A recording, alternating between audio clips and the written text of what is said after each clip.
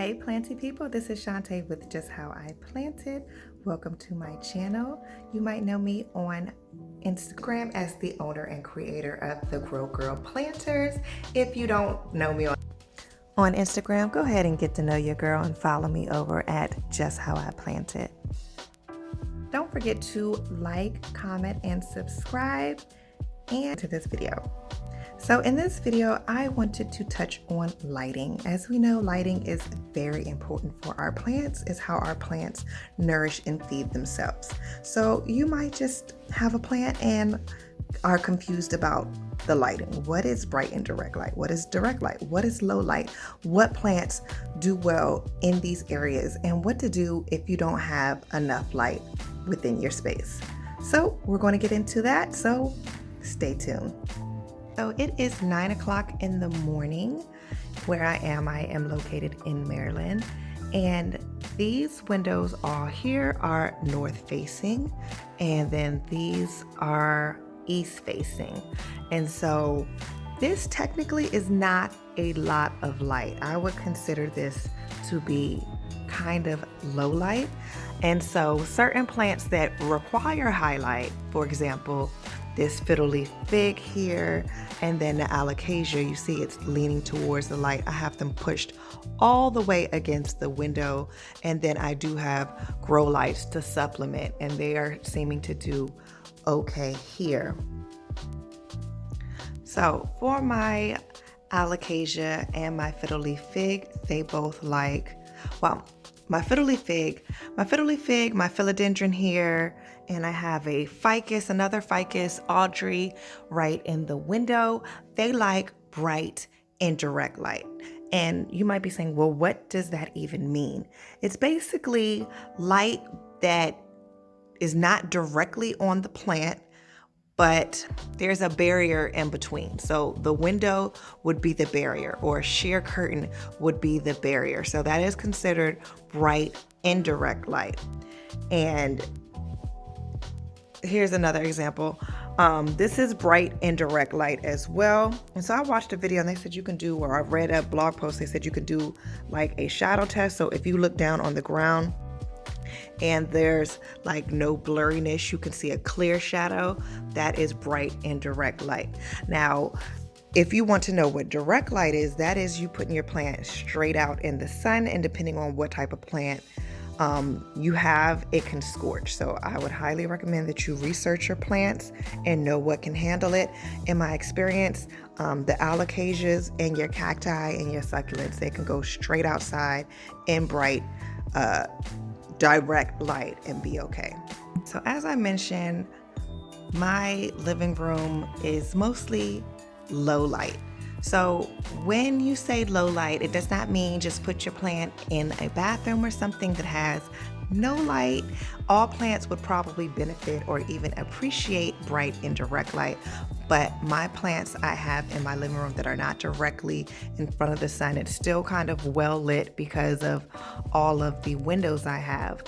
But I would still consider this to be low light. So the plants I have thriving in my living room off of low light pretty much are, of course, your golden pothos, and I have a coffee plant down there. This is a cruciform cactus, and it said low light on the nursery pot. Now this is a spider plant, and I believe they like bright indirect light, but this is sitting like right next to my north facing window, and it's like, it does fine. Like it's very happy. And then down here I have a snake plant, which we know are notorious for low lights.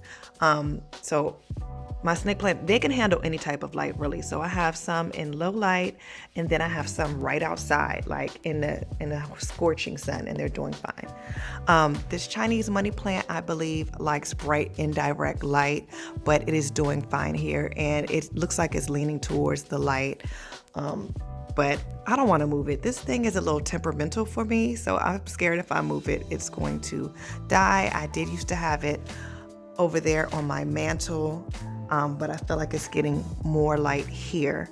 Now, adding grow lights underneath these shelves is also an option, but I have so many grow lights throughout my house, I feel like I'm getting a little carried away. So I'm just gonna leave this alone for now. Over here, I have my Monstera Adansonii, and this is right on top, and it is also next to the north-facing window. And then I have a Peperomia Obtusifolia, the variegated version, and that sits right up top, and they are all doing well. Now, although these are in low light, like I said, if I put them in bright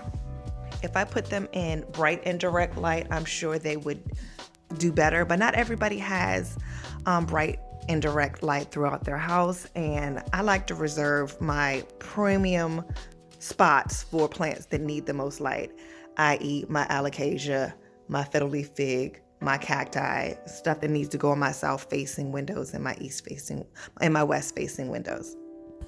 So there's going to be different things that's going to affect your lighting, such as the time of day, the time of year, and of course, where you live. So of course, the sun rises in the east and sets in the west. So your morning light is not going to be as intense in your eastern facing light. So we have north, south, east, and west facing windows, and your north facing windows are going to be the least optimal. There's stuff that can survive there, like your snake plants, your ZZ plants, but nobody really wants north facing windows. Okay, let's be honest. So your south facing window and your west facing windows are going to be the most optimal windows. But even someone like me who has all of these glorious windows in my house, I still do not have the best lighting, or I don't have as many south facing and west facing lights or south facing and west facing windows as I would like, but there are ways to get around that, and that leads us to today's video sponsor, which is Haus Bright grow lights. I was sent this grow light from Haus Bright, and I immediately fell in love. Once you compare the brightness of the Haus Bright grow light to standard or other grow lights, it's just no comparison. Okay, so I've even taken and shot a side by side of both grow lights, and let's look and see. So here it is in the evening, and I have my Haus Bright grow light on, and this thing is bright, like bright for real. And just to give you a comparison, I'm going to pan over to this side, and I believe that's just a regular GE light. Let me confirm. Yes, that's a GE light. So you can definitely see like the difference that the Haus Bright light makes, and I am just so in love with it, and I cannot believe it. I'm definitely going to have to order some more to replace the dull lights that I have, other grow lights I have with, throughout my house, and then I have it right here in the mirror, so it's reflecting off the mirror, providing even more light. You can also see how dark this corner is without the Haus Bright light, and so you just simply screw it in. It's not hard at all, unless you're trying to film with one hand and screw it in with the other. But even then, it's not hard. And there you have it. Now my plant is absorbing all of this good light, and it doesn't matter that I don't have a lot of bright light in this room. Haus Bright grow lights are a full spectrum LED light and provides 100 watts of power, but it only uses 20 watts. So it's more efficient, it's using less energy, and that is super awesome when you have grow lights all over the house like I do, and you're not trying to drive your bill up. So why do you need grow lights? Like, what instances do you need grow lights? You need grow lights if you don't have adequate lighting. Wintertime, okay, the sun is not as bright, the sun sets earlier, so you need your lights to be on to give you that extra bit of give your plants that extra bit of light in the evening and in the morning, just to give a higher intensity of light. If you have no light at all, you need grow lights. And so grow lights are a great way to give proper lighting or additional lighting if you do not have it. You can find Haus Bright grow lights right on Amazon. They have a couple different colors to choose from: pure white, pink, and yellow. I like pure white because I'm a plain Jane like that. And of course, they have awesome reviews right on Amazon, so you can check those out. And I will also put the link in the description if you are interested. I have my grow light just screwed into a regular lamp that I got from Target, and I just have it sitting on a stool so it cascades down over top of the plant, because you want the light to hit the leaves and not just the stems or the soil. And so I have it sitting here, and I also have it on a smart timer, so it comes on at 6 every morning and it goes off around 9 p.m. So I try to give my plants about 16 hours of light a day. You can give a minimum of 8 to 10 and no more than 16 hours, because plants do need to sleep just like us. So how can you tell if your plant is getting enough light? Well, you can look for things like discoloration, bleached leaves, yellowing. If your plant is crisping up, maybe it's getting much light. Last year, as a new plant mom, I made the mistake of putting my fiddle leaf fig outside on my patio while I was moving. I said it'll be okay on this patio for a couple of days.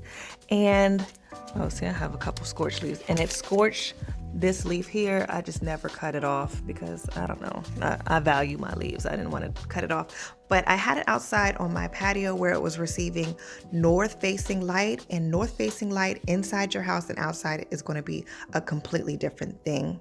Of course, the light outside of your house is going to be way more intense, so you should always transition any plants that you want to bring outside slowly and gradually. So let's talk about south-facing lights. Your south-facing windows are like prime, okay? So I reserve all of my south-facing windows for the plants that like a lot of bright indirect light. And so those are usually going to be your cactuses, your tropical plants, your Hoyas, your succulent stuff with thicker leaves that can tolerate. And that's usually how I judge. Anything with thinner leaves is more than likely not going to do very well in bright south-facing light. So you just you have to do trial and error and just figure it out and make sure that you are looking for signs of crisping or burning in those areas. Time of filming this video, it is currently summertime, so I have most of my cacti outside, but because I still want a little eye candy inside, I have a couple of cactuses still here in my window. And of course, because they are succulents, they carry a lot of water within the stem. Oh, this one this looks like it's shrinking. I need to water it more, I think. I need to water it more. This was a cutting, so I haven't watered it that much because I don't want it to rot. It rotted at first, so I haven't been giving it much water, but it looked like it needed more. So of course, on the topic of that, the more sun that your plant is getting, the more you will have to water it. So a plant that is sitting up in a south-facing window might require it to be watered 1 to 2 times a week, whereas something further back might need only once every other week. So make sure that you are paying attention to that. So I am upstairs in my hallway and just giving you, so I have very few south-facing windows in my home. I have this large one here that I just showed you. I have another one there. And then I don't know, if you've been on my channel for a while, you've noticed that this picture has been sitting waiting to get hung up for the past 3 months. So we're not even going to pay attention to that. I have this big, beautiful bird of paradise. This is Bertha, and she sits on the ledge, and she sits, I would say that's maybe 8 or 9 feet away from this south-facing window. And birds of paradise, they tolerate light. I mean, they tolerate all sorts of levels of light. I haven't had any issue. She's putting out a new leaf here, and she does well. So south-facing light. I also, in this room down here, that's my kids' playroom. That's where all the south-facing windows are. But I so foolishly gave them that room, and that should be my plant room, but I digress. Here in my master bedroom, this is another room that gets south-facing light. So I have 2 little small windows on either side, and then I have these 3 windows that sit open all the time. I have this large tree directly in front of my window, so I can't get as much light as I want, but because of that, I do have some plants here that are benefiting from being in the south facing window but aren't being scorched because it's not like so intense. So like this colis, I believe is how you say it. Like this is a plant that can tolerate or does well in low light, but I have it here, I have it pulled back away from the window, whereas other plants like this euphorbia, my aloe, usually there's all cactuses all over here, but everything is on the porch right now. But my cactuses and my euphorbias and even my snake plant, because it has thicker leaves, it can tolerate being right here in this south facing window. Now, all plants will not be able to tolerate being in a south facing window, so that's why it's important to look and research your plants.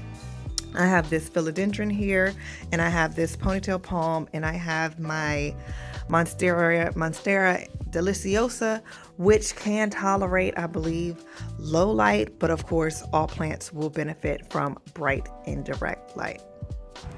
Okay, so here we are on my front porch, and let's make sure I got the clarification of this. So I'm outside, and although I'm outside, this is not going to be considered as direct light because the patio is shaded. So bright indirect light is basically when light is unobstructed. So it's unobstructed because there's a covering here. However, I believe as the sun goes down and starts to set, actually that's not right because the sun sets on the east, but anyway, as the sun starts to move on the sky, there will get some bright direct light on here. So that's why I have my cactuses out here that are not getting as much covering, and that would be considered bright light. So we can see the shadow, how crisp the shadow is, and that's how you can tell that it is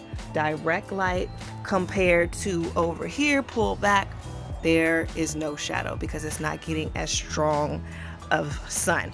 I also have out here my yucca, which can tolerate bright direct light, and I had no idea. I just came from Mexico and they had these just outside, just planted. So I'm like, hey, it must do well. So I have it outside and there's no covering right here and it's doing fine. This corn plant, however, needs covering. I put it out here so it can get rainwater, and I never took it back inside, and so as a result we do have some crisping of the edges, and hopefully I remember to move it in after this video. Also out here getting direct light are my alocasia and my euphorbia. They do well in bright direct light, no issues. And then I have more cacti as well. So hanging in my tree, I also have some more plants, and they're shaded. So this would be bright indirect light. Now back to what I was saying earlier about the watering. So plants that get more sun are going to be needed to water more are going to need to be watered more frequently. So like this alocasia I have over here, I just filled this water up like yesterday. Up here, this is in leca, and I'm finding that it goes through water like every 2 days, whereas my plants inside, I can fill something up with water and it will be in there for at least 2 weeks. So the more sun it's getting, the more it's going to need to be watered. Also for plants outside, so I have strategically placed a lot of my cactuses and plants that tolerate bright direct light in front, and plants that need like medium or bright indirect light, typically like this begonia here. I have this Syndapsis, the Dracaena. I have them pushed back so that they are always shaded and that they are kind of blocked by the other plants. So it's all about thinking strategically. So when you are at the plant store or when you're online ordering your plants, you want to think about the lighting that you have in your house and think about the amount of space that you have. So like I said, my south facing windows and my west facing windows, I don't have a lot of space. So I can't bring in too many plants that require high bright light. So rooms in your house that don't have as good light, you strategically place plants there, like snake plants, ZZ plants, pothos, Calathea, Dracaena, etc., and they will do fine. Now, of course, all plants can benefit from higher light, bright indirect light, but what you got is what you got. And then you can always supplement with grow lights like the Haus Bright light. So here we are in my office, and this is the west facing light. So of course, like we talked about, the time of day is going to affect how much light you're getting. So at this time it is 12:58, and you see how dark it is in this space. I will also film later on this evening as the sun is setting, so you can see how much light is coming through. And so, like I said, I don't have a lot of options here. So in this office, I just have these two lights, these two windows, and because I work in here, I can't put but so many plants in this space. And then if you pan to the right with where my where my plant room is, this whole wall that could have the glorious west facing windows, there are none. And so all I have is the north window, which is the lowest form of light. And why I chose to make this my plant room, I don't know. So that's why I have to supplement with grow lights. And if you look at this monstera, you see it's leaning towards the light, trying to reach. So in this west facing window, I have a philodendron up here, I have a ficus, I have this Philodendron Gigantea, and it looks like is having some discoloration of the leaves, and I'm not sure what's going on. I don't know if it's maybe not getting enough light, or if it's getting too much water. I don't know. I need to come back to that. And the same thing with this one. Maybe they need more light. Okay, so, and then I have another monstera here, and then I have a cactus, Adansonii, cutting a, what is this? A Peperomia Cupid or something like that, another philodendron, and my burrow marks cutting here. And then I have a Hoya. So ideal plants for your west facing windows is going to be Hoyas also, because they can handle it. They have thicker leaves. Up here I have a lonely philodendron, and so it's kind of off to the side, so it's still getting some light, but of course this would be considered low light. All right, so it is currently 5 o'clock in the evening, and these are my west facing windows. So I just wanted to show you, we can see how strong the shadows are.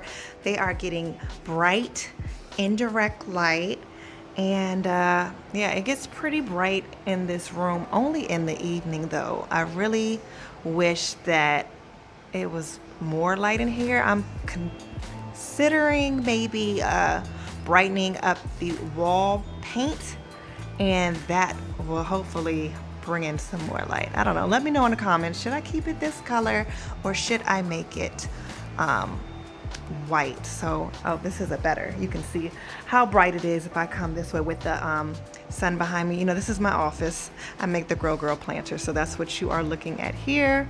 And this is just how bright it gets. So the plants over here are getting this strong light for a couple hours in the evening.